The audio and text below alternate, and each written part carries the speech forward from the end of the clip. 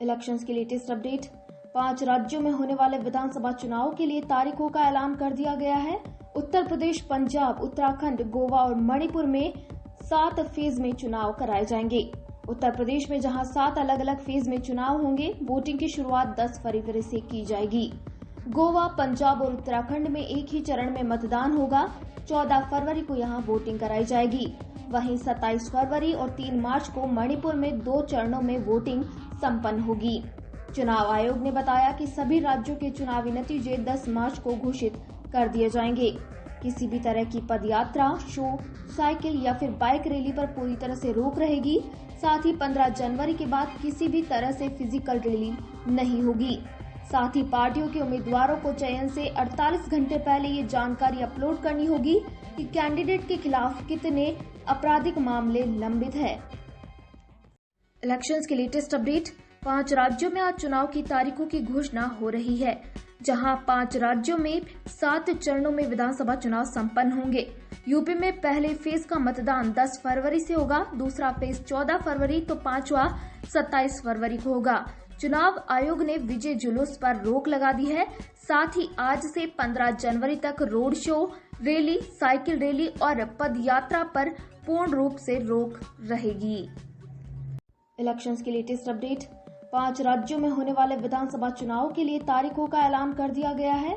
उत्तर प्रदेश, पंजाब, उत्तराखंड, गोवा और मणिपुर में 7 फेज में चुनाव कराए जाएंगे। उत्तर प्रदेश में जहां 7 अलग अलग फेज में चुनाव होंगे, वोटिंग की शुरुआत 10 फरवरी से की जाएगी।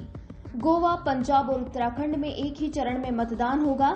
14 फरवरी को यहां वोटिंग कराई जाएगी। वहीं 27 फरवरी और 3 मार्च को मणिपुर में 2 चरणों में वोटिंग संपन्न होगी। चुनाव आयोग ने बताया कि सभी राज्यों के चुनावी नतीजे 10 मार्च को घोषित कर दिए जाएंगे। किसी भी तरह की पदयात्रा, शो, साइकिल या फिर बाइक रैली पर पूरी तरह से रोक रहेगी। साथ ही 15 जनवरी के बाद किसी भी तरह से फिजिकल रैली नहीं होगी। साथ ही पार्टियों के उम्मीदवारों को चयन से 48 घंटे पहले ये जानकारी अपलोड करनी होगी कि कैंडिडेट के खिलाफ कितने आपराधिक मामले लंबित है। हाईकोर्ट से जुड़ी अपडेट। केंद्र सरकार ने दिल्ली हाईकोर्ट से कहा कि विभिन्न धर्मों और संप्रदायों से संबंधित नागरिकों का संपत्ति और विवाह संबंधी अलग अलग कानूनों का पालन करना देश की एकता का अपमान है। केंद्र ने कहा कि समान नागरिकता संहिता से भारत का एकीकरण होगा। साथ ही सरकार ने कहा कि यह संवेदनशील है, इसके लिए देश के विभिन्न समुदायों के पर्सनल लॉ का गहन अध्ययन करने की आवश्यकता है। International update. कजाकिस्तान में रूसी सेना के हाथ भी हिंसक प्रदर्शन जारी है। हिंसा में अब तक 18 पुलिसकर्मियों समेत लगभग 100 से ज्यादा लोगों की मौत हो चुकी है। हिंसक प्रदर्शन को देखते हुए कजाक राष्ट्रपति कासिम जोमार्ट तोक्ताव्य ने अपने सैनिकों को विद्रोह को कम करने के लिए गोली मारने के आदेश दे दिए हैं। बता दें कि प्रदर्शनकारियों ने राष्ट्रपति के आवास पर भी तोड़फोड़ की और अलमाटी के मेयर के आवास पर कब्जा करने की कोशिश में इमारत में आग लगा दी। राष्ट्रपति ने इन गतिविधियों को आतंकी करार दिया। बता दें कि कजाकिस्तान में तेल की कीमतों में बढ़ोतरी के बाद ये प्रदर्शन जारी है। बढ़ती हिंसा को देखते हुए देश के कुछ हिस्सों में 2 सप्ताह के लिए आपातकाल लगाने की घोषणा की गई है। देश के सबसे बड़े शहर अलमाटी में हिंसक भीड़ ने वाहनों को आग लगा दी। इसके बाद उग्र भीड़ को नियंत्रित करने के लिए पुलिस ने आंसू गैस के गोले भी दागे हैं। उत्तर प्रदेश में आगामी विधानसभा चुनाव को लेकर सभी राजनीतिक दलों ने अपनी अपनी कमर कस ली है। इसी कड़ी में समाजवादी पार्टी ने अब सहयोगी दलों के साथ मिलकर सीट बंटवारे का काम भी शुरू कर दिया है।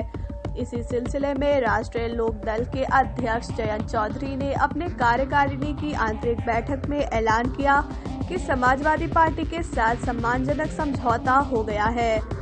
जानकारी के मुताबिक आरएलडी के 2 लोग सपा की सीट पर और समाजवादी पार्टी के 6 लोग आरएलडी की सीट पर लड़ेंगे।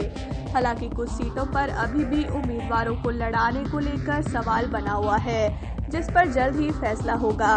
वहीं कार्यकारिणी की आंतरिक बैठक में जयंत चौधरी ने ये भी कहा है कि कुल मिलाकर 42 उनके लोग दोनों पार्टियों की सीटें मिलाकर लड़ेंगे।